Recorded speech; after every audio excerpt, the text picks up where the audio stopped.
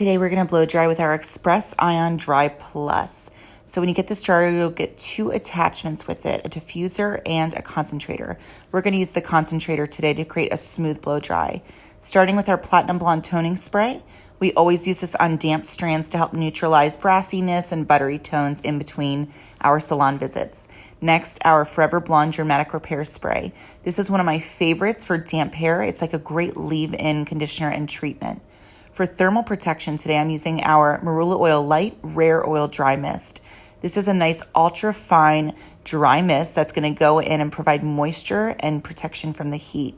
Today we're playing with our 427 paddle brush for most of this blow dry. So I'm going to go in with full airflow and full heat, and I'm following behind that paddle brush with my Express Ion Dry Plus. With the paddle brush, I use it for a few reasons. The size of it allows me to cover a lot of ground with each motion. So this is going to help reduce the blow dry time. By lifting the hair and the strands up, we're encouraging more volume, but we're also allowing more airflow to get through the hair. So if we use that blow dryer and we sort of just go flat against the scalp, we'll eventually get the hair dry. However, lifting it up pushes that airflow through, so that also helps reduce that blow dry time. So going through on the hairline, flipping to the other side, especially in the top, lifting up to encourage that volume, and just following behind it with our blow dryer. Like I said, sort of a vacuuming motion, just following right behind it to get that root nice and dry. This is what we call our pre-dry. So before we pick up a round brush, we want to pre-dry the hair and get at least 80% of the water out of the hair before we pick up that round brush. This is much easier on your hands and your arms. So by doing this and not picking up that round brush too soon, you're going to avoid the frustration of tired hands.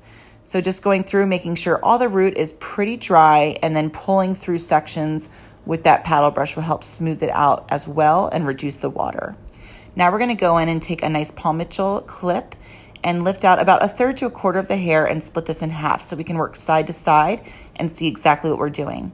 Going in with our Paul Mitchell extra large round brush. I love these round brushes because the bristles are like little tiny corkscrews. So this helps create smoothness and tension when we're blow drying the hair. So we get a really nice polished blow dry. So I'm working through, the root should already be quite dry from our pre-dry. So now we're just extending that through the rest of the section. And then we want to make sure we really seal and focus on those ends. So same thing, clipping another section up, splitting it in half so I can work on either side. So I'm not blindly blow drying the back of my hair.